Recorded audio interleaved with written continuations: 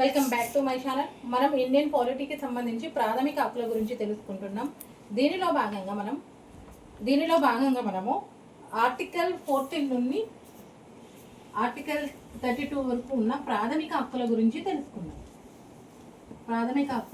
తెలుసుకున్నాము. అయితే మనము ప్రాథమిక హక్కులు అనేవి 3వ భాగము ఆర్టికల్ 12 నుండి 35 వరకు ఉంటాయని తెలుసుకున్నాము. అంటే ఇప్పుడు ఆ ప్రాథమిక హక్కులు అనేవి 13 నుండి 32 వరకు మాత్రమే ఉన్నాయి. ఇప్పుడు 33వ ఆర్టికల్ గురించి తెలుసుకుందాం. ఈ 33వ ఆర్టికల్ ఏం తెలియజేస్తుంది అంటే ప్రాథమిక హక్కులు అనేవి ఎవరెవరికి వర్తించవు అనేది తెలియజేస్తుంది అన్నమాట. ఎవరికి వర్తించవు ప్రాథమిక హక్కులు అనేవి? సాయుధ బలగాలకు వర్తించవు అండ్ రక్షణ దళాలకు వర్తించవు.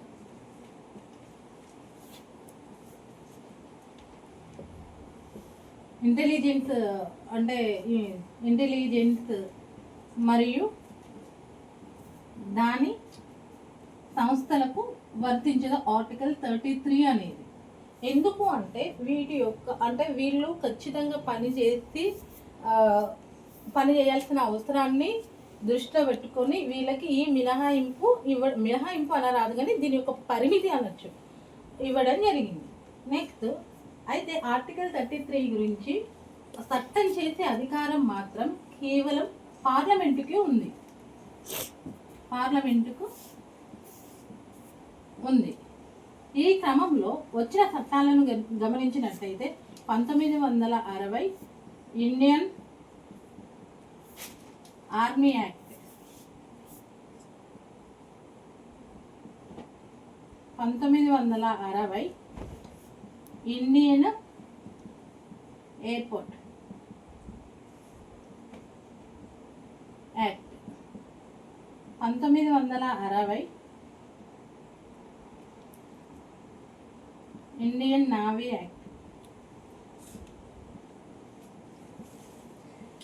ఈ చట్టాలను చేయడం జరిగింది.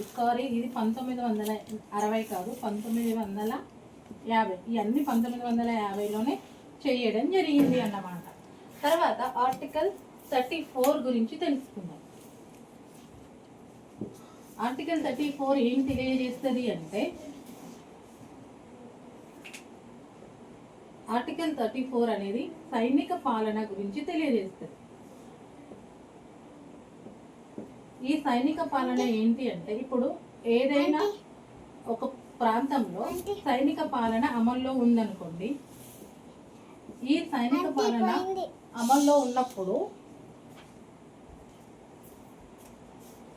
సైనికులు చేసే చర్యలకు దానివల్ల వచ్చే ఫలితాలకు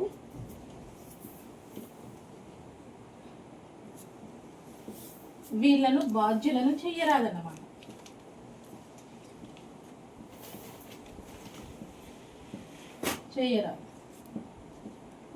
ఆర్టికల్ 34 ఏం తెలియజేస్తుంది అంటే సైనిక పాలన గురించి తెలియజేస్తుంది.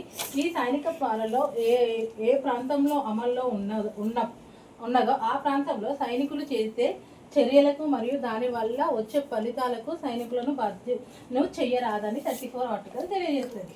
తర్వాత ఆర్టికల్ 35 ఏం తెలియజేస్తుంది అంటే ప్రాథమిక హక్కులకు సంబంధించి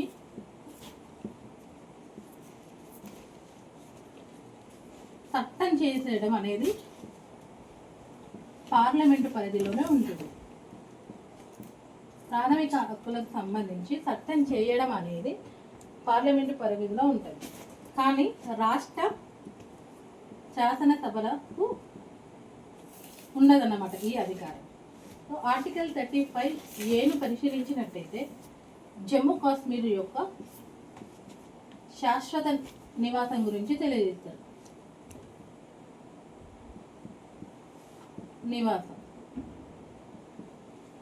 అండ్ ఆర్టికల్ 35B ఏం తెలియజేస్తుంది అంటే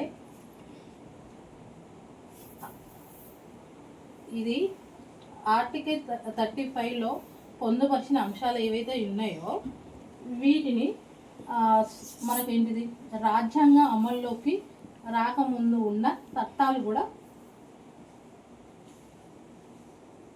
పాటించవచ్చు. రాజ్యాంగం అమల్లోకి రాకముందు ఆర్టికల్ 35లో ఉన్న అంశాలపై చట్టాలు చేస్తే అవి ఇప్పటికీ కొనసాగుతాయి అని చెప్పేసి చెప్పడం జరుగుతుంది. మరోసారి చూద్దాం వీటి గురించి. ఆర్టికల్ 34 ఏం తెలియజేస్తుంది అంటే సైనిక పాలన గురించి తెలియజేస్తుంది.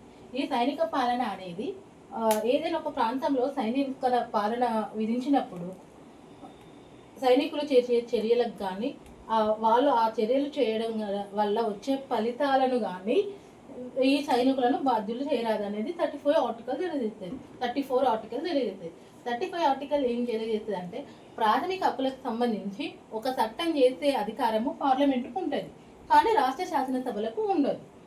ఆర్టికల్ 35 ఏం తెలియజేస్తుంది అంటే జమ్మూ కాశ్మీర్కి సంబంధించిన హక్కుల గురించి తెలియజేస్తుంది.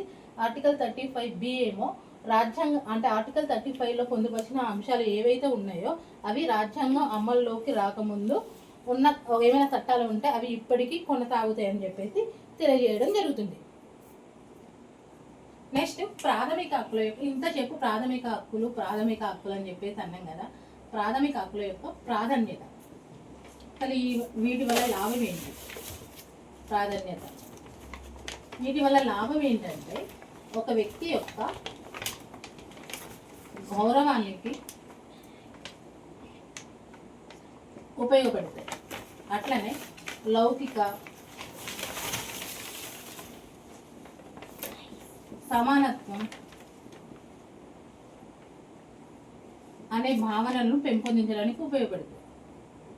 ఎవరైతే బలహీన వర్గాలకు రక్షణకు ఉపయోగపడుతుంది.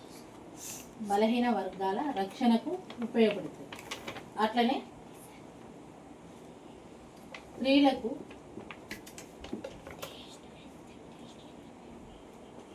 పిల్లలకు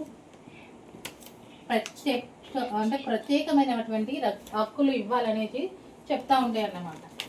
అండ్ ఒక వ్యక్తి అసమానతలను అంటే వ్యక్తుల మధ్య అసమానతలను తొలగించడానికి ఇవి ఉపయోగపడతాయి. ఇంకా చాలా రకాలుగా చెప్పుకోవచ్చు. ఎందుకంటే మనం ఆర్టికల్ 14 నుండి 35 వరకు ఉన్న ప్రతి అంశాన్ని మనము ప్రాథమిక హక్కులో ప్రాధాన్యతలో మనం ఇంప్లిమెంట్ చేయించుకోవచ్చు. తర్వాత ప్రాథమిక హక్కులపై విమర్శ